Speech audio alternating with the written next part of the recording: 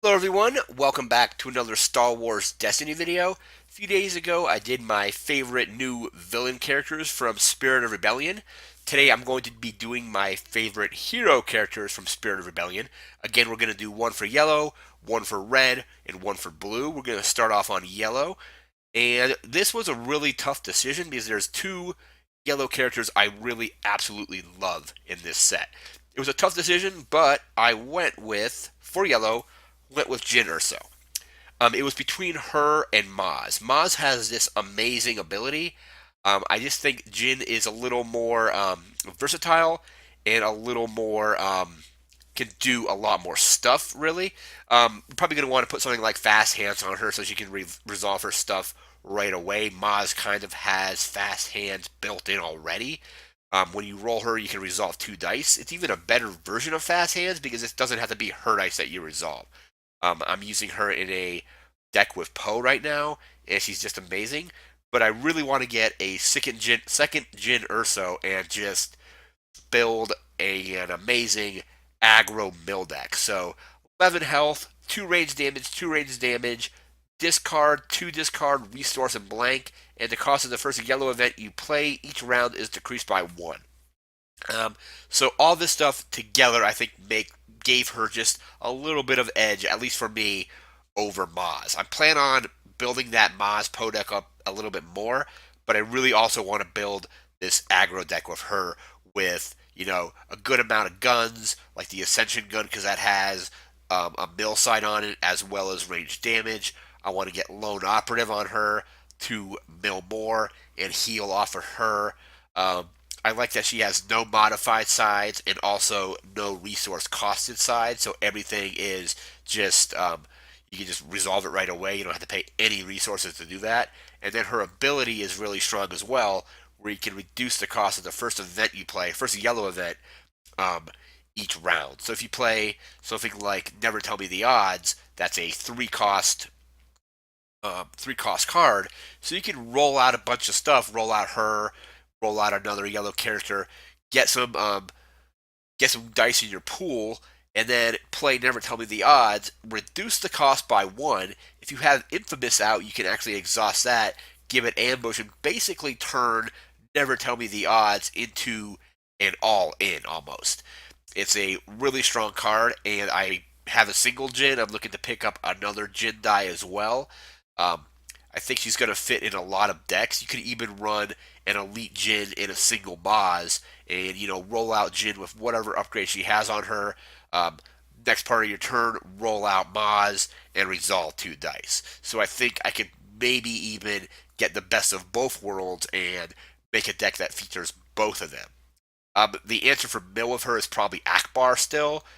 It's like Jyn Akbar is a very has a very good possibility of being a very strong mill deck, but I also like the idea of pairing her with Maz and just using Maz's ability to resolve 2 things right away. So you can focus into Jyn's mill side and immediately mill for 2. So Jyn Erso is my favorite character, just barely beating out Maz Kanata, but they're both very strong, and I really love both of those cards. So I'm looking forward to playing more with them. We're going to move into my favorite red character next. And we are back with my pick for my favorite red hero from Spirit of Rebellion. And what I picked for red is Mon Mothma. So it was going to be probably between her and Snap, and I really like Mon Mothma. So she has those 2 focus sides, the 1 focus and the 2 focus. She also has a shield side and 2 resource sides. It has a pretty cool ability. So after you play an event, you may reroll a die of the same color as that event. That could be very interesting. I could see her replacing Akbar in like Leia Akbar decks because she has Akbar has the 2 focus, but Mon Mothma has 2 focus as well, plus another 1 focus as well. So you can she's a really big target for stuff like all in. So you go all in, you use your let's say you roll a single focus and a double focus. You can focus 3, bring Leia's guns up to be at damage, and then resolve all that damage as well. I think she's going to fit very well in It's a Trap decks. because you can put guns on her as well. So put like a red blaster pistol on her, and then use Itcha Trap to just do a bunch of damage. I think she's going to pair very well with Leia. She does have low health, but it's, I believe, the same health as Akbar. I think this might actually be a better option than Akbar if you're just going for aggro, because Akbar does have the discard side, but I think Mon Mothma makes up for that with her two focus sides as well. So she's 11 or 14 points. So you could pair her with an elite Leia and an elite Mon Mothma. Load up Leia with a lot of guns. Load up, maybe put a gun or two on Mon Mothma as well, and just roll for a bunch of damage. I think it's going to be very interesting to see how she plays, and also with her ability, you might not have to use Leia's ability, which gets rid of one of her dice to reroll two. So if you play a red event and Leia's on a blank, you can reroll one of your Leia dice instead of having to remove it to get to reroll two dice. Now you're only rerolling one when you do that, but you're still keeping your Leia die in the dice pool. So Mon Mothma is my favorite new red hero from Spirit of Rebellion. I think she's probably going to play very well, like I said, with Leia. Um, Maybe Rebel Troopers as well, to where you can keep her alive and maybe focus them into range damage. It's going to be very interesting to see. So, favorite red is Mon Mothma. We're going to move into my favorite blue hero from Spirit of Rebellion next. And we are back with my favorite blue hero from Spirit of Rebellion. And for blue, I went with Chirrut Imwe. I think I'm pronouncing that correctly. Chirrut. So going with him, 11 health, 12 or 16 points, depending on if you want to run him as a normal die or at elite.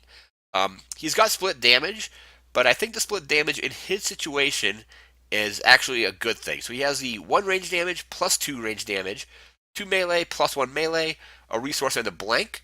You cannot play blue abilities on this character, and after you activate this character, you may reroll all of your dice showing blanks.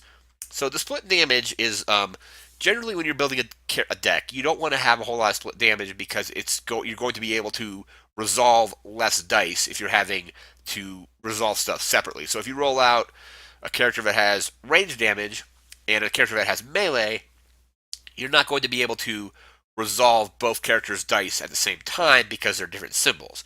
But I think that could be interesting with Chirrut because it makes him a very good candidate for force misdirection. So if you rolled a range damage and a melee damage with Chirrut, and your opponent rolled out a bunch of range damage, you can play force misdirection and remove all their range damage. If they roll that melee, you can play that remove all their melee if you rolled melee. So he's going to play very well in decks that are also running split damage because he can remove both ranged and melee using force misdirection or resources as well if your opponent is showing resources that you don't want them to claim or to resolve. I think his health is good, so he's got 11. You can't play blue abilities on him, so I think the cargo hold might be an interesting battlefield to play in a deck that has him, because I think as it's worded currently, you can move upgrades from one character to another as long as they're controlled by the same player.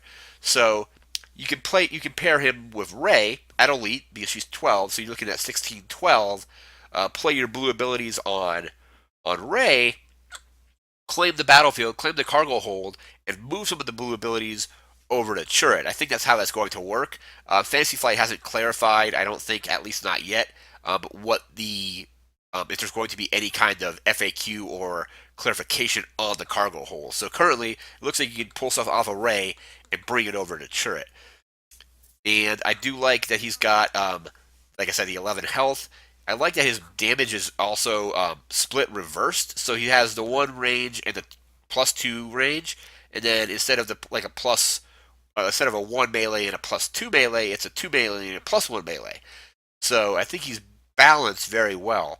And also, he's got this ability, so after you activate him, you can reroll all of your dice showing blanks. So you're probably going to want to activate him second, roll out Rey. Let's say Rey rolled a couple blanks. You then roll in Chirrut, and you can reroll all the blanks that Rey rolled as well. So he does have that pretty cool reroll effect as well. And one cool card for him is his light bow, which also has ranged and melee damage. So I think he's going to be Very good with that. Also, a nice thing with the split damage is it makes his dice less susceptible to complete removal with block and dodge. So, if you rolled out ranged and melee damage and your opponent blocks it, they're only going to be able to remove the melee damage. The range damage will stay in your dice pool. If they play dodge, you can still leave out your melee damage and still get something done. I played games where I played against somebody using entirely just melee damage, and I was able to block it and remove all their dice and kind of just destroy their entire turn. So I think having that split damage with him is going to be cool because they're only going to be able to remove some of it. They're not going to be able to remove all of it. So that's my favorite hero character is Chirrut. Um, really looking forward to getting some Spirit of Rebellion boxes once those come out. Hoping to get one or two of him. And that's going to do it for this Star Wars Destiny video. I have a giveaway going for a Rey starter set. I'll leave a link in the description to where you can check that out. So click the link in the description and it'll tell you all about how to enter. It's running until April 22nd and we're going to give it away shortly after that. It's just for a complete sealed Rey starter set. So go ahead and check that out. Remember to like, comment, share, and subscribe, and we'll see you next time. Take care.